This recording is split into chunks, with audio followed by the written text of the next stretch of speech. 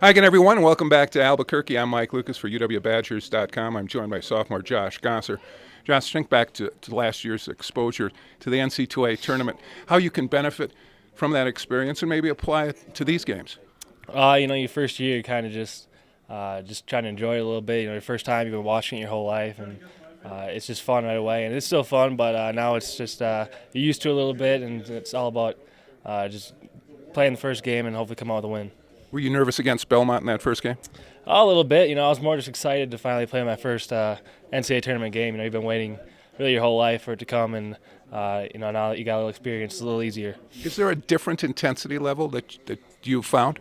Definitely. When it's a one-game season, pretty much, it's definitely more intense. If you lose, you go home, and that's it. And especially for seniors, it's a last shot at trying to get to a Final Four and trying to extend the season out as long as possible. So it's definitely a little more intense. Montana players just had their press conference, and they were talking about trying to speed you up as a team. This is not the first time you've heard that. Definitely not. A lot of teams say that.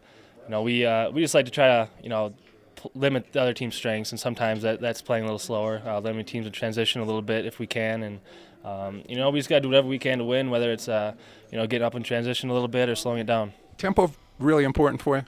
Yeah, it usually is. I try to limit easy buckets for them and try to get a few ourselves. And like I said, if we can get in transition and get a few ourselves, that'll definitely help us. When you think back to the Big Ten tournament and the games you played against Indiana and Michigan State, can you learn from those two games? Yeah, they're both really intense and physical games, defensive battles. Both Michigan State and Indiana are two pretty different teams, but really good offensively. So we had to, bring it defensively every possession, and that's the same case you're going to get here in the NCAA tournament. And obviously those teams are a little different than Montana, but at the same time, you gotta keep bringing the defensive intensity. And both those teams have good inside-outside players, just like Montana does. Based on what you've seen in the scouting report and on tape from the Grizz, talk a little bit about their guards. They're really good. They got, one of them I know is a, defensive player of the year in their league. So, they not only can affect the game offensively, but also defensively, and they can just score in a variety of ways and are really talented players. And, beyond that, they got bigs who can stretch the court and shoot threes. So they're a tough team to guard. What do you think would be some of the keys then tomorrow?